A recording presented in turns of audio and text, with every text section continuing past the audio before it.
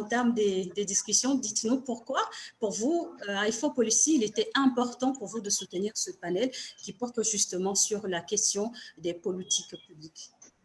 Merci beaucoup pour la question. Alors, IFO Policy, c'est une fondation, donc l'Innovation for Policy Foundation, dont la plupart des membres de l'équipe sont basés au Rwanda, même si pour ma part, je suis basée au Sénégal.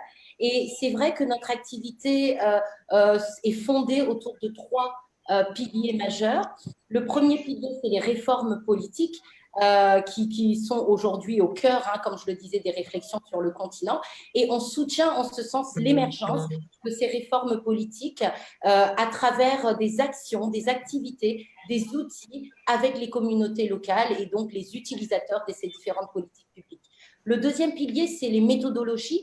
Donc, on propose des outils, que ce soit des outils pour la consultation, des méthodologies, des ateliers, des formations également, qui permettent de faire converger l'ensemble des intérêts de ces différents utilisateurs, de ces différentes communautés, pour qu'ensemble, elles puissent co-créer des politiques publiques à l'échelle nationale, régionale ou continentale.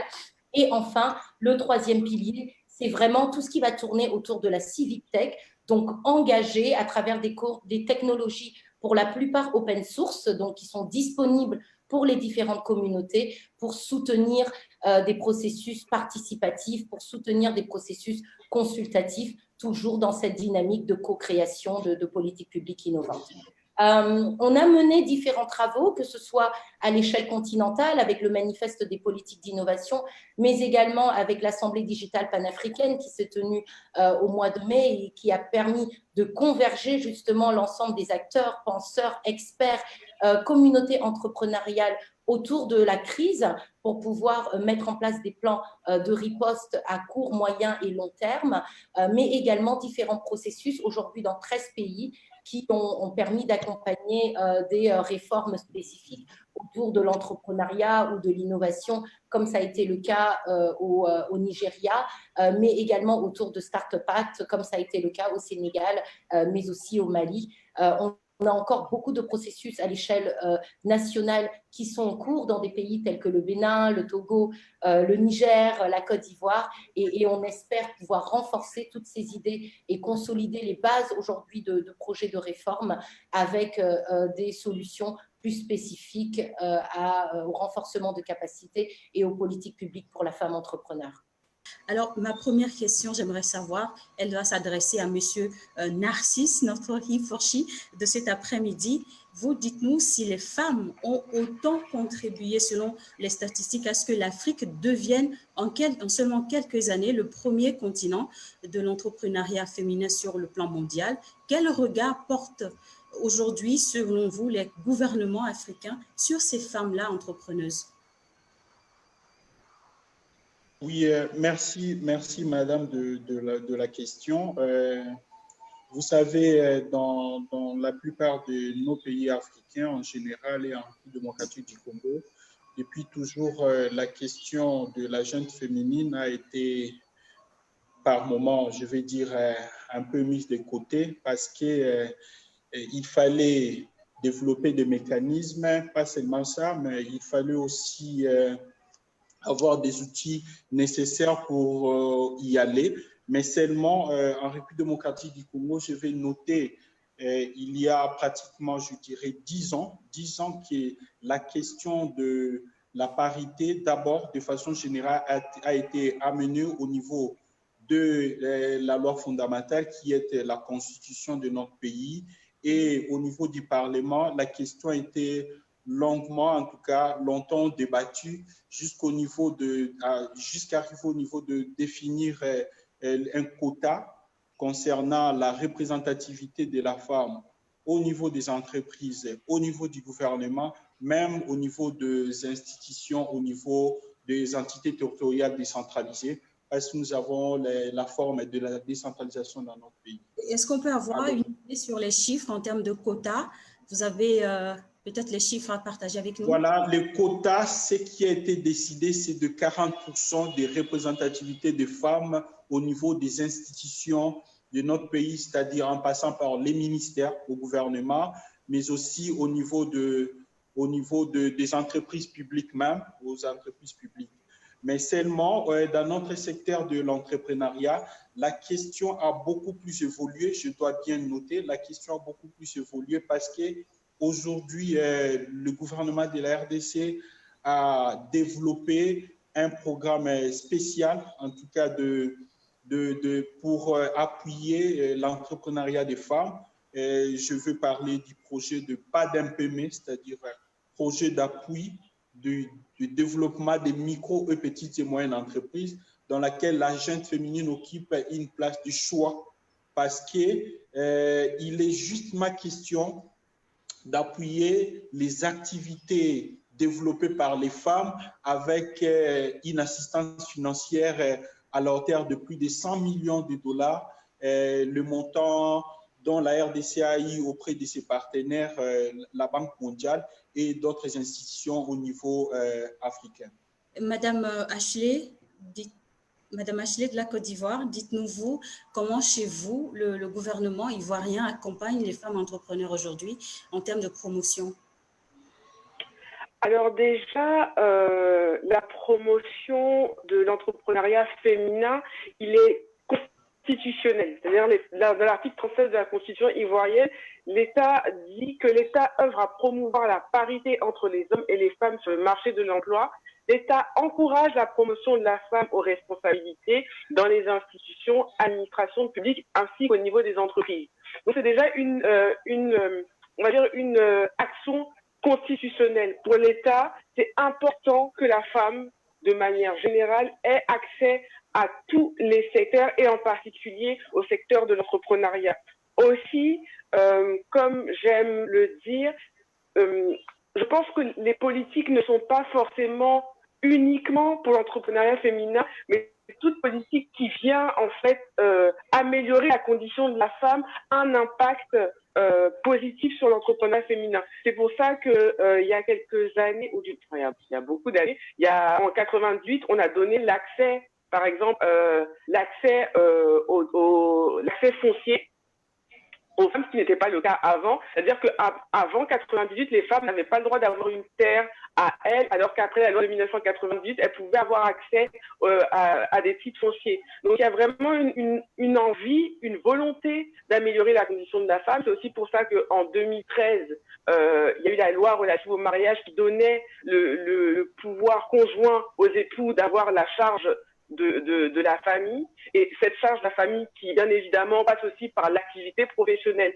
Donc en Côte d'Ivoire, il y a quand même eu un certain nombre de lois et un cadre constitutionnel qui a été mis pour favoriser l'entrepreneuriat féminin. Maintenant, je pense qu'on en parlera dans la suite. Une chose est d'avoir le cadre, une autre est de le faire exécuter. Et je pense que le point on va dire d'ancrage, et là, le souci se trouve à ce niveau-là, la problématique se trouve à ce niveau-là. Madame Eva est là? Oui, je suis là. Alors, Madame Eva, dites-nous, vous qui travaillez avec, on va dire, différents acteurs des écosystèmes locaux dans différents pays, comme évoqué tout à l'heure les premiers intervenants, est-ce que vous pouvez dire que dans presque, ou sinon tous les pays d'Afrique, la question du quota est problématique pour favoriser une meilleure promotion de la femme? Je pense, et d'ailleurs, en prenant le panel que nous sommes aujourd'hui, on voit que dans nos différents pays, on est encore confronté à cette question. Donc, c'est une question qui est réelle et qui est aussi au cœur des priorités étatiques dans plusieurs pays, même si, comme Ashley le mentionnait tantôt, il y a encore un gap entre ce qui peut être entrepris et la manière dont c'est implémenté pour que ça puisse réellement impacter.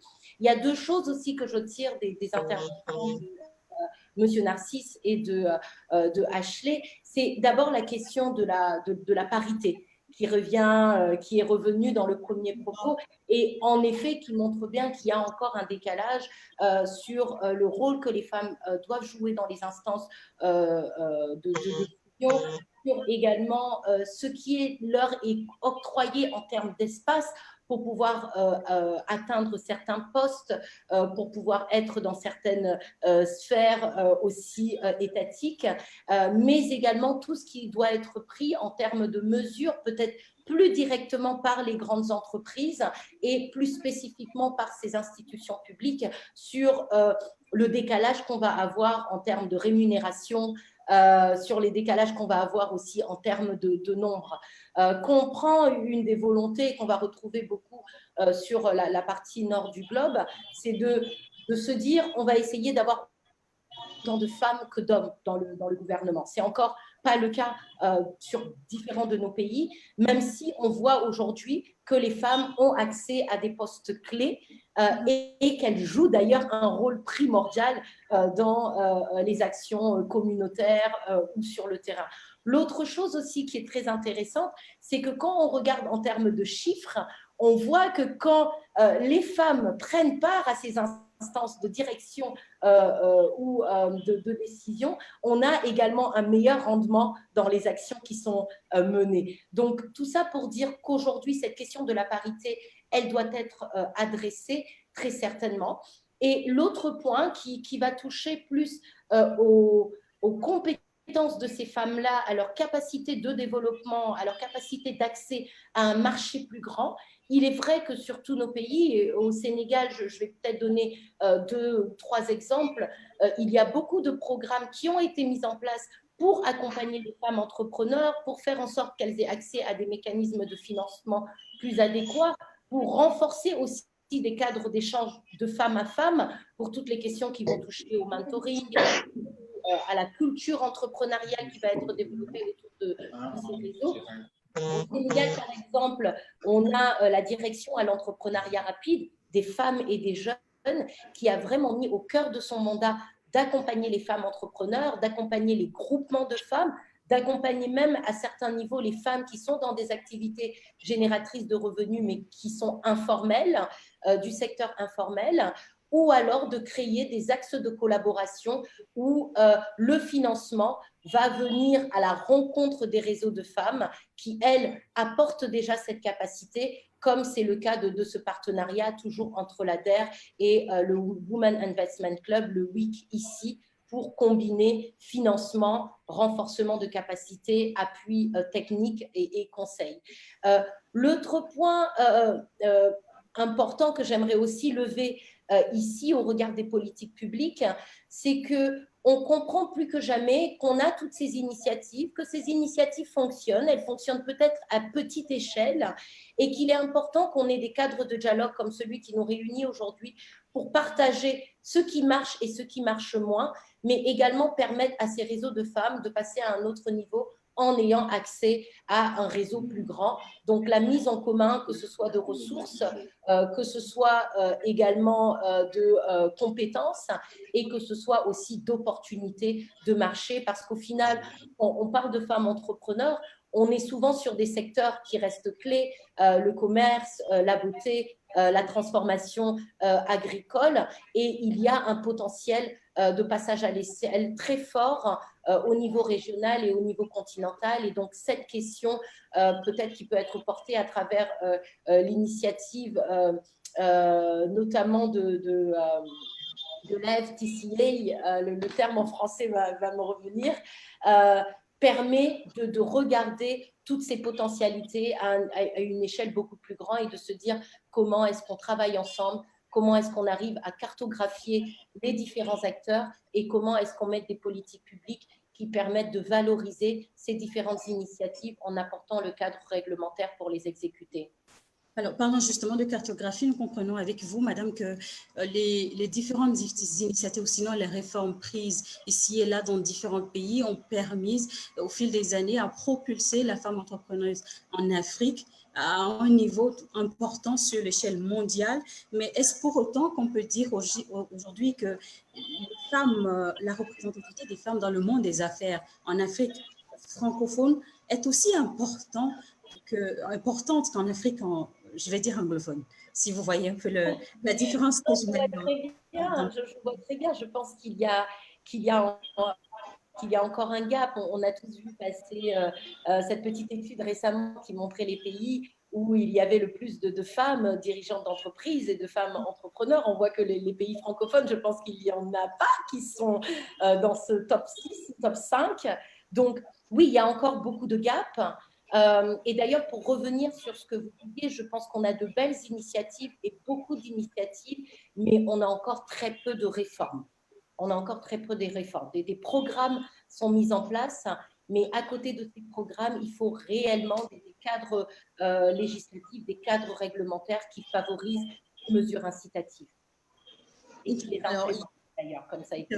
Madame Judy Kaela, ce qui m'amène, si vous êtes là, à vous poser la question, est-ce que vous avez une idée en ce qui favorise, ce qui va en faveur de la femme en pays anglophone à être beaucoup plus, quelque part plus présent dans le monde des affaires que dans les pays francophones, si vous en avez une idée? Alors, votre micro, s'il vous plaît, Madame Judy Kaela. Oh, désolée. Je vais parler en tant que Burundaise qui a grandi au Burundi et puis a aussi grandi en Amérique. Il y a une différence de culture qui favorise que les femmes anglophones sont un peu, on dit en anglais goal-getters. Ils sont toujours défensives quand il s'agit de ce qu'ils veulent accomplir, ce qui est différent de la culture souvent dans les pays francophones. Il y a beaucoup de diplomatie, il y a beaucoup d'institutions, il y a beaucoup de cultures qui ne favorisent pas les femmes.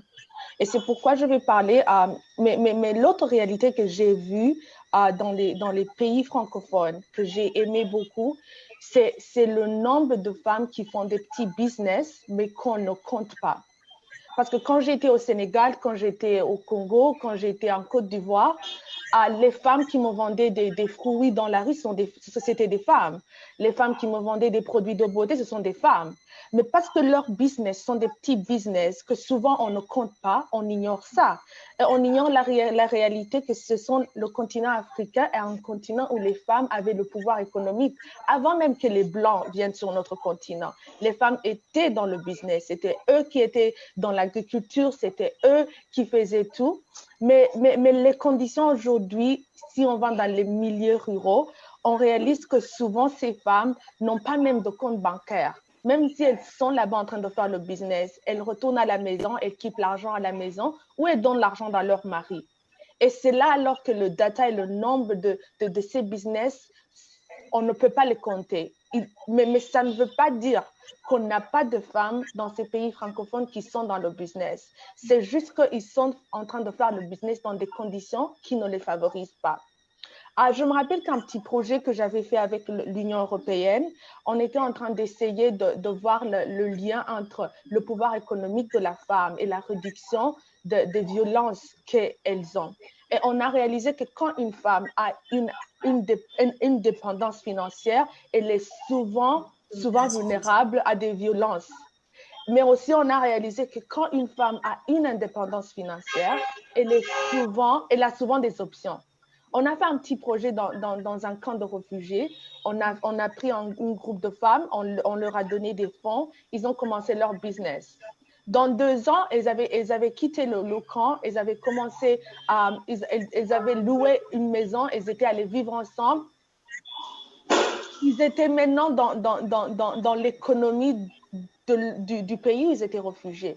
On a réalisé que souvent, le problème, ce n'est pas que les femmes ne sont pas entrepreneuses, ce n'est pas que les femmes ne sont pas créatives, c'est l'inaccessibilité des fonds, l'inaccessibilité des opportunités, l'inaccessibilité aussi de changement de mentalité que les jeunes femmes n'ont pas aussi.